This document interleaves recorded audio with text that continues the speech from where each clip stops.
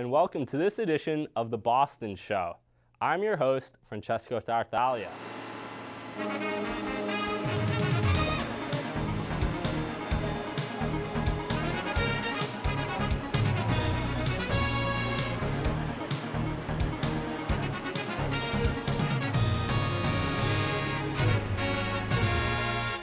Last week in Boston, the Martin Luther King K-8 school in Dorchester cut the ribbon on a brand new playground.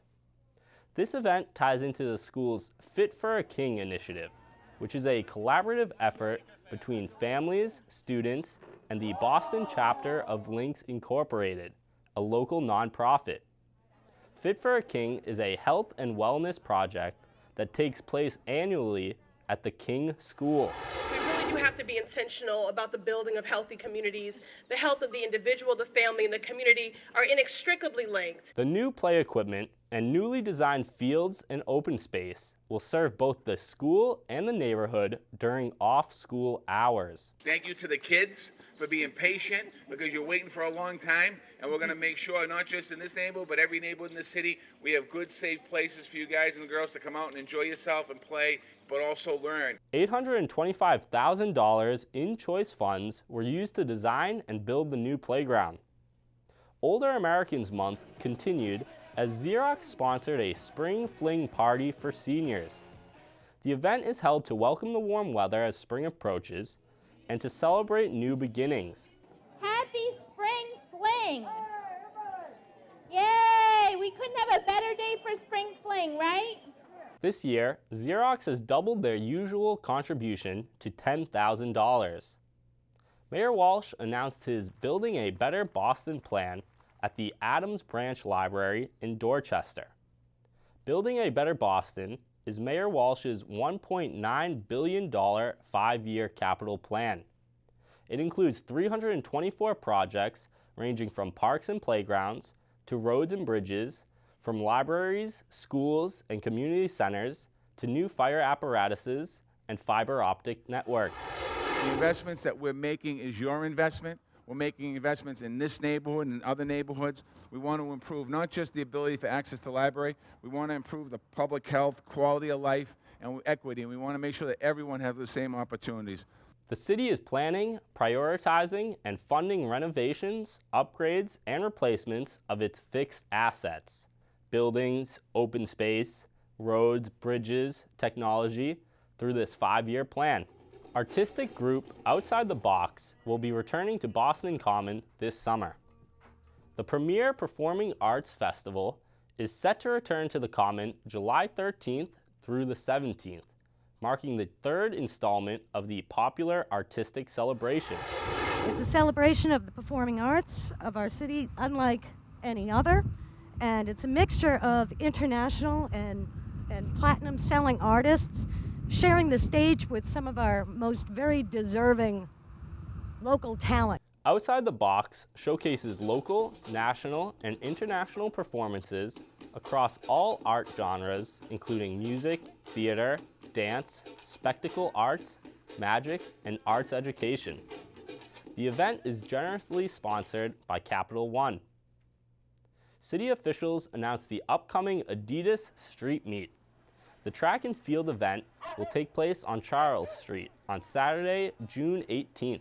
It'll really have very much an Olympic slate of events, and it'll be very much a snapshot of what the Olympic Games will be like. Adidas's Street Meet will feature some of the world's best track and field athletes as they compete on a specially designed Mondo track. Sprinters, hurdlers, pole vaulters, and long jumpers will be able to take center stage in the heart of the city. This seems like so much fun, how the crowd will be right on top of everybody. I know the athletes are going to have a good time, and I know Boston will put on a great street game. Boston will be showcased on a national stage, as this event will be broadcast live on NBC. With more than 1/3 of Boston's population between the ages of 20 and 34, Boston is the home to the highest proportion of young adults out of any major city in America. Mayor Walsh challenged attendees of this year's Spark Boston launch to get involved with city initiatives as civically engaged residents of Boston. 15 City of Boston departments and related programs were at TD Garden's Legends Club to showcase their initiatives, distribute materials, and promote upcoming events. We want to make sure that we want to get young people engaged in the process. And we're doing everything we can to make sure we get more and more people engaged in our process. And this tonight is one way of doing it. Formerly known as the Mayor's 1 in 3 initiative, Spark Boston focuses on engaging a larger and more diverse range of Boston's millennials in the work of city government. Mayor Walsh was joined by Mayor Ethan Strimling of Portland, Maine, and Mayor Miro Weinberger of Burlington, Vermont, for the Urban Land Initiative's panel discussion on housing. The three mayors fielded questions on topics ranging from gentrification to permitting. If supply and demand doesn't work, which oftentimes it doesn't, you got to make sure there are some countermeasures in place to make sure that families are not just kicked out on the street on Christmas Eve. Part of this pre-development agreement where we get these new streets back is to essentially upzone a small section of our city to up to 160 feet high. Homelessness in each city was also a focus, with Mayor Walsh stressing that Boston aims to end chronic homelessness in the city by the year 2018. I would say more than half of the people that are homeless in the city of Boston do not live in Boston. They live in surrounding towns, and some come as far away as California to the city. In some cities and towns, I think it's interesting, in our state, they have residency requirements to be in your shelter. So you have to be from that town to live in a shelter. And so we're trying to figure out how do we get some support here. Bromley Heath Housing Development is being renamed the Mildred C. Haley Apartments in honor of the late Miss Haley, to honor her sacrificial contributions and her lifelong commitment to serving that community. She was appointed to the Board of Commissioners of the Boston Housing Authority.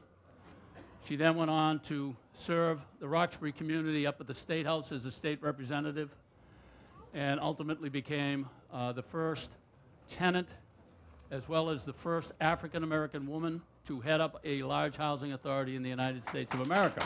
Miss Haley was a huge part of Bromley Heath, making it the country's first development managed by tenants, which became a national model.